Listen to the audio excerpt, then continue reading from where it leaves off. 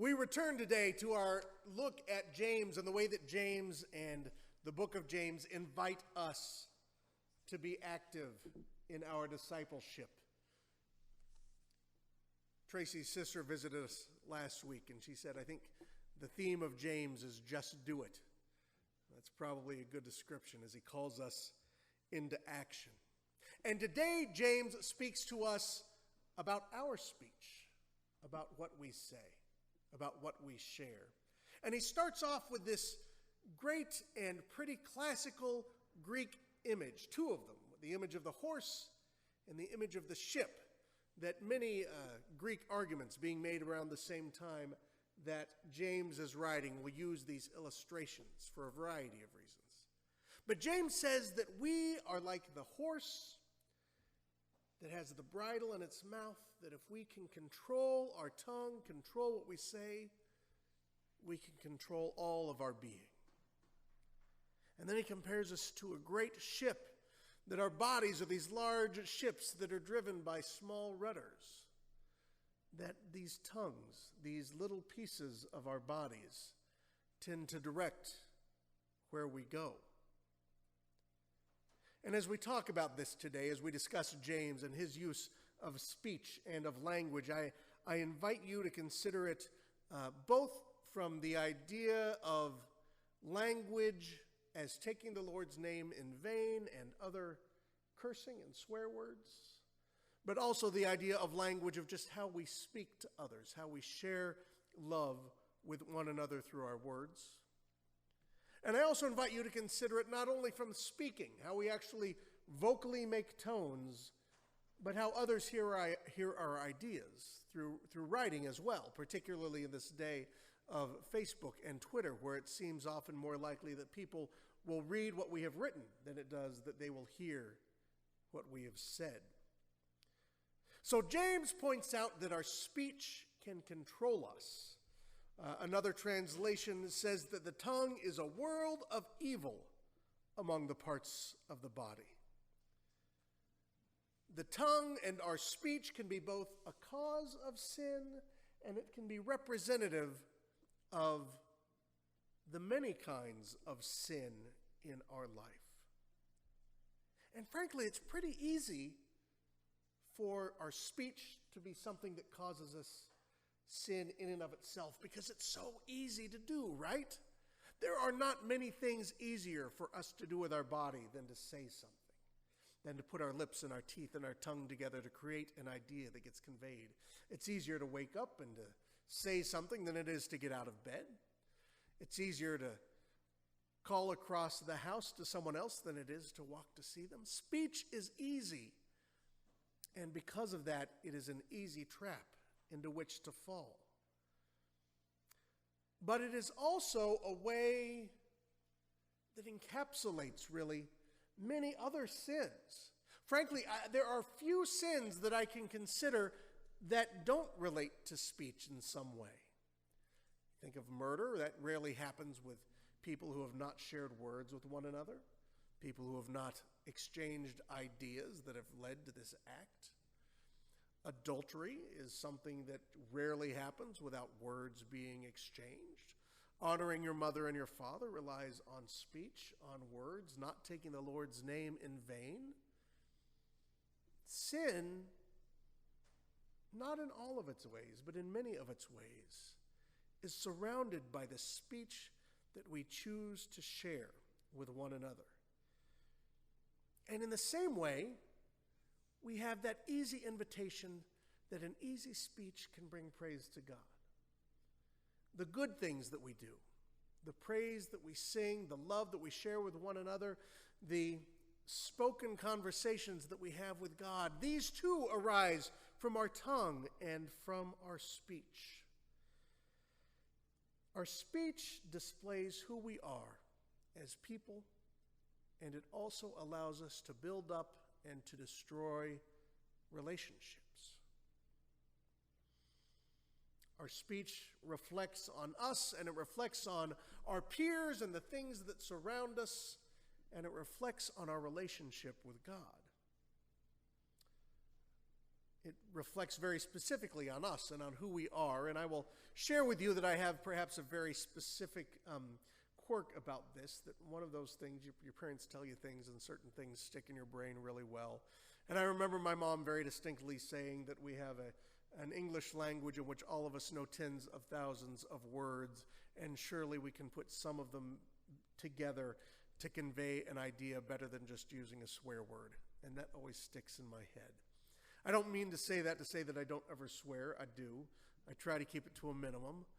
Some of you have heard the story that I tell about Tracy and I. And early on in our marriage, we'd purchased a house, and we didn't have much money, and I was fixing the electricity in a not very smart way one day, and Tracy hears me yelp out, and she runs to me, and she says, "Are you all right?" And I say, yes, I'm fine.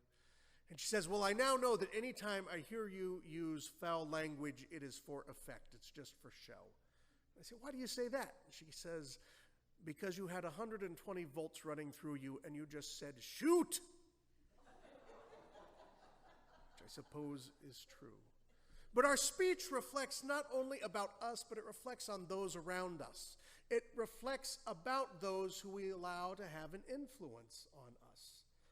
Just our dialects are something we get from the places we grow up and the places we live. Our word choice is influenced by the people around us and by our parents and those that we encounter on a daily basis. Our language, the words that we use and the way that we choose to use them, are influenced by the media that we expose ourselves to. The books that we read sometimes change our tone of voice.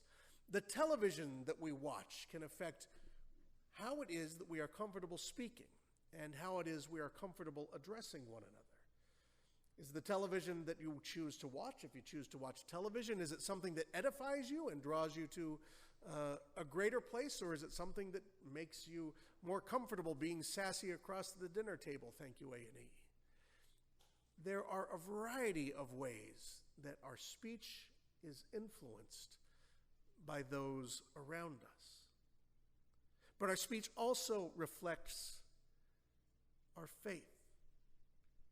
I know that there are some pastors who are comfortable from the pulpit using salty language, I will say. I have friends who do that. And they feel that it is a way that they can relate better to a younger or a more urban audience, congregation. And while that is not something that I subscribe to, it is a way that they feel that they can help share the love that has been given to them, even through that language. And yet we wonder, how best can we convey our discipleship? Do the words that we use show that we are friends with the world, or do they show that we are friends with God? Or do we show through our words that perhaps we are in the world and friends with God? That those two can exist at the same time, that the world and God are not separate entities. Our speech should reflect that we are parts of the world that God surrounds and envelops. Through our speech, we show what we honor. We show whom we honor. When you speak to someone else, are you honoring the presence of God in them? All of us, every person on this earth, is created by God and in God's image, and as such, deserves to be treated with honor and respect. Charles Wesley used this language, that we are all created in God's image, and though we have lost his likeness, there remains an indelible nobleness that calls for reverence. And I really like that language, that as God's creation, there is an indelible nobleness in each of us that should be respected in the way that we interact with one another, that we should see God in the faces of one another and act like we do. So James challenges us to intentionally control how we speak. He starts off saying that we all fall short. But unlike Paul, he doesn't really, Paul kind of sometimes implies that that's okay. James doesn't say we all fall short and so that'll be fine. For James, if you've paid attention in this series, you can sort of see he is not one who really has much use for mediocrity. For James, if we are serving someone who died for us, if we are serving a God that created us in this world and his Son who gave a life that we would have life abundant and life eternal, we should not do it halfway. We should be committed to what we are doing. We should speak in love, and we should hold our tongues in love. And yet, in September 2015, that's a difficult idea. Not only do we have the free will that has been given to us by God, that we can speak as we want to and act as we want to without God controlling it, we are given a Bill of Rights that says we can pretty much say what we want to as long as we don't hurt other people, as long as we don't endanger other people. And there are parts of society that tell us we should be pushing that envelope, that we should be saying as much as we can say, because we can. And yet, this is not what James is telling us. James is telling us that part of that grace and that love that we convey through our speech is knowing that sometimes we could be saying something, but the act of love is to keep our mouth shut. That the act of love is to bite our tongue. And yet we wonder, how do we do this? How can we control our speech and thus control our actions? How can we speak words that share love? And for that, I go back to that first chapter of James that we talked about a couple of weeks ago, where he says that we should be quick to listen, slow to speak, and slow to anger. And James's brevity there sort of reflects his idea. 3 simple ideas, and probably each of us could name one of those that is hard for us, if not more. For me, it's difficult to be slow to speak. If we've had conversations, you know that I like to steamroll them.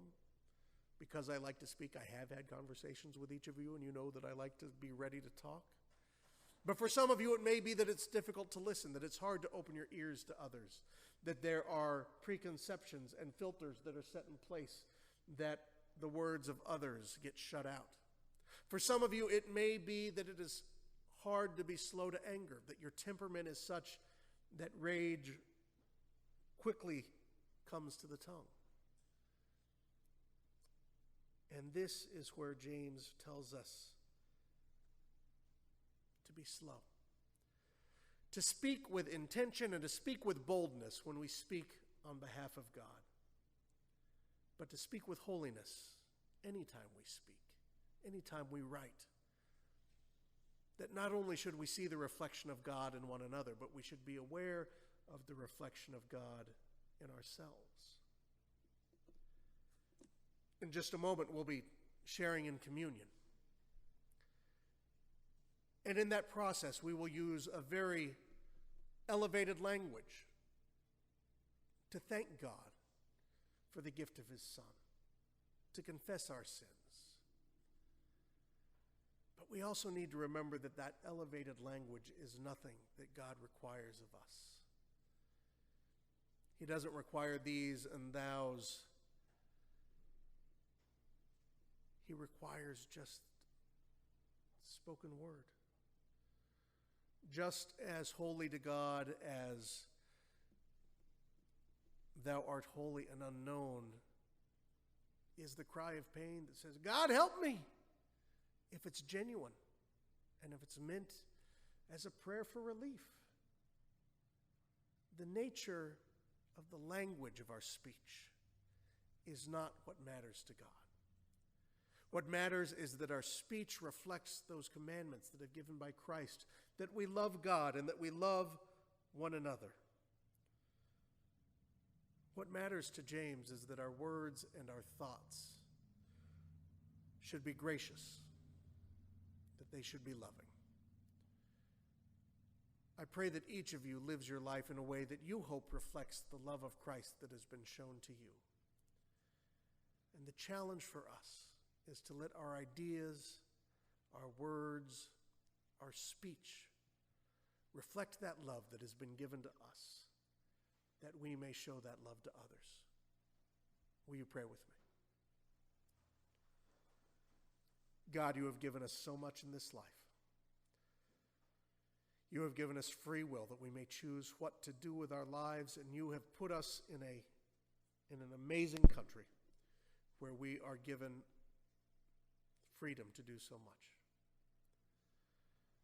Help us to heed your word as it comes to us through James.